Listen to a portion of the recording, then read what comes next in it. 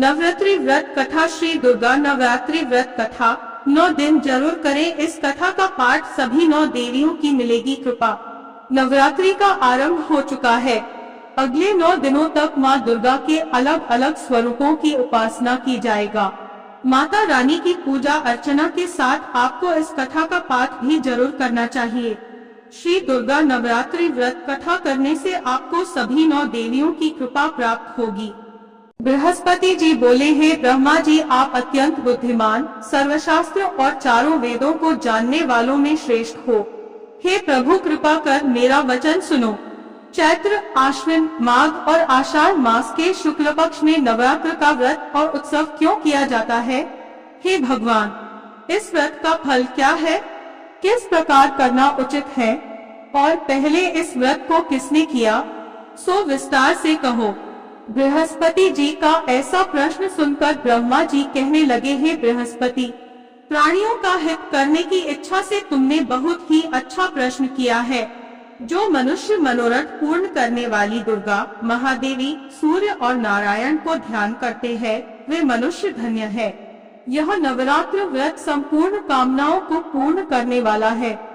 यदि व्रत करने वाला मनुष्य सारे दिन का उपवास न कर सके तो एक समय भोजन करे और उस दिन बांधवों सहित नवरात्रि व्रत की कथा श्रवण करे। हे बृहस्पति, जिसने पहले इस महाव्रत को किया है उसका पवित्र इतिहास मैं तुम्हें सुनाता हूँ। तुम सावधान होकर सुनो। इस प्रकार ब्रह्मा जी के वचन सुनकर बृहस्पति जी ओम बोले, हे ब्राह्मण, मनुष्यों को कल्याण करने वाले इस व्रत के इतिहास को मेरे लिए कहा। मैं सावधान होकर सुन ओम रहा हूँ। आपकी शरण आए हुए मुझ पर कृपा करो। ब्रह्मा जी बोल, पीठक नाम के मनोहर नगर में एक अनाथ नाम का ब्राह्मण रहता था। वह भगवती दुर्गा का भक्त था। उसके संपूर्ण सद्गुणों से युक्त मानो ब्रह्मा की सबसे पहली रचना हो ऐसी यथार्थ नाम वाली सुमति नाम की एक अत्यंत सुंदर कन्या पैदा हुई।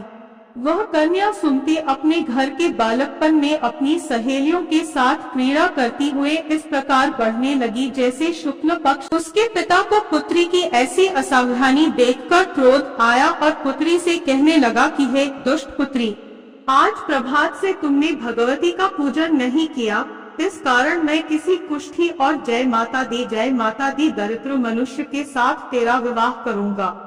इस प्रकार कुपित पिता के वचन सुनकर सुमति को बड़ा दुख हुआ और पिता से कहने लगी कि हे पिताजी, मैं आपकी कन्या हूँ। मैं आपके सब तरह से अधीन हूँ। जैसी आपकी इच्छा हो मेरा विवाह कर सकते हो।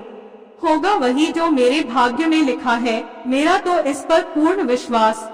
मनुष्य न जाने कितने मनोरथों को चिंतन करता है, पर होता वही है जो भाग्य में विधाता ने लिखा है। जो जैसा करता है उसको फल भी उस कर्म के अनुसार ही मिलता है, क्योंकि कर्म करना मनुष्य के अधीन है, पर फल देव के अधीन है। जैसे अग्नि में पड़े हुए तृण भी उसको अधिक प्रदीप्त कर देते हैं, उसी तरह अपनी कन्या के ऐसे निर्भयता से कहे हुए वचन सुनकर उस ब्राह्मण को अधिक क्रोध आया।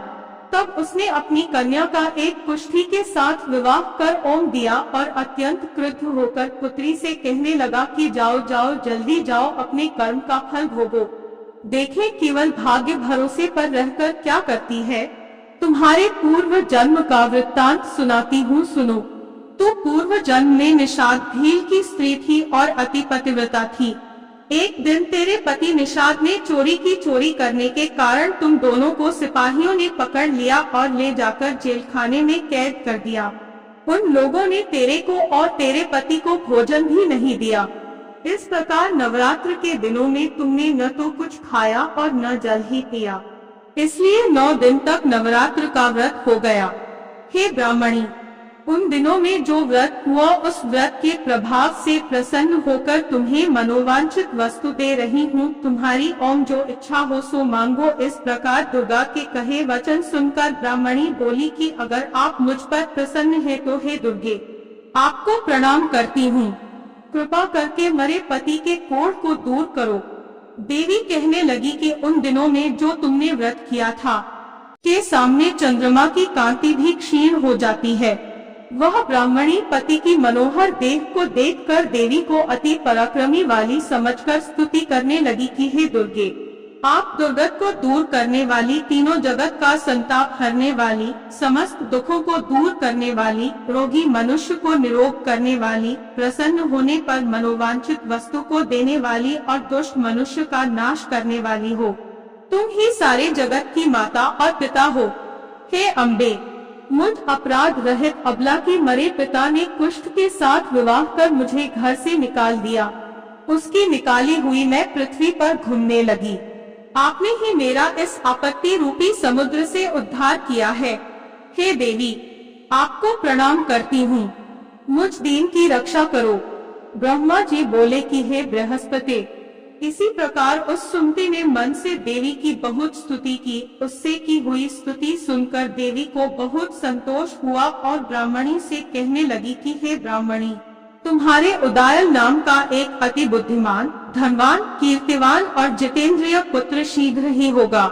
ऐसा ओम कहकर वह देवी उस ब्राह्मणी से फिर कहने लगी कि हे ब्राह्मणी, और जो कुछ तेरी इच्छा हो वही मनोवांछित वस्तु तुम मांग सकती हो। ऐसा भगवती दुर्गा का वचन सुनकर सुमति बोली कि हे भगवती दुर्गे, अगर आप मेरे पर प्रसन्न है तो कृपा कर मुझे नवरात्रि विधि बताइए।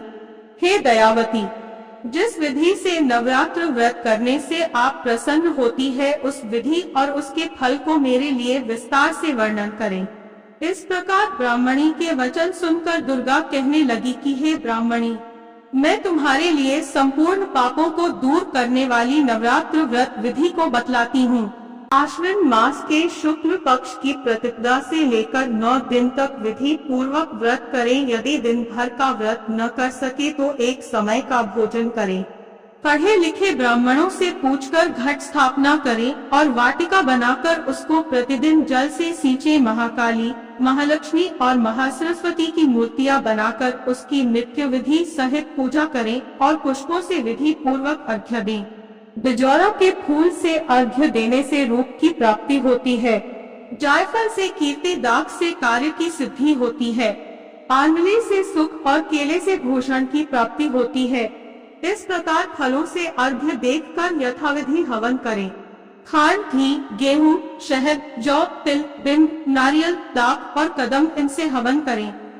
गेहूं होम करने से लक्ष्मी की प्राप्ति होती है। खीर व चंपा के पुष्पों से धन और पत्तनों से तेज और सुख की प्राप्ति होती है।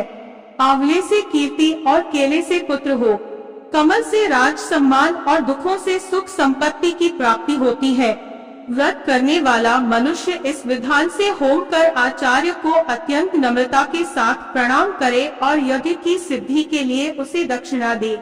इस महाव्रत को पहले बताई हुई विधि के अनुसार जो कोई करता है उसके सब मनोरथ सिद्ध हो जाते हैं। इसमें तनिक भी संशय नहीं है। इन 9 दिनों में जो कुछ दान आदि दिया जाता है उसका करोड़ों गुना फल मिलता है। इस नवरात्रि के व्रत करने से ही अश्वमेध यज्ञ का फल मिलता है। हे ब्राह्मणी, इस संपूर्ण कामनाओं को पूर्ण करने वाले उत्तम व्रत को तीर्थ, मंदिर अथवा घर में ही विधि के अनुसार करें। ब्रह्मा जी बोले कि हे बृहस्पति, इस प्रकार ब्राह्मणी को हो गई। जो मनुष्य या स्त्री इस व्रत को भक्ति पूर्वक करता है वह इस लोक में सुख पाकर अंत में दुर्लभ मोक्ष को प्राप्त होता है। हे बृहस्पति, यह दुर्लभ व्रत का महात्म्य मैंने तुम्हारे लिए बतलाया है। ऐसा ब्रह्मा जी के वचन सुनकर बृहस्पति जी आनंद के कारण रोमांचित हो गए और ब्रह्मा जी से कहने लगे, हे ब्रह्मा जी, आपने मुझ पर अति कृपा की जो अमृत के समान इस नवरात्रि व्रत का महात्म्य सुनाया।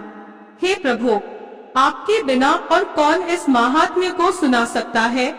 ऐसे बृहस्पति जी के वचन सुनकर ब्रह्मा जी बोले कि हे बृहस्पति, तुमने सब प्राणियों का हित करने वाले इस अलौकिक व्रत को पूछा है, इसलिए तुम धन्य हो।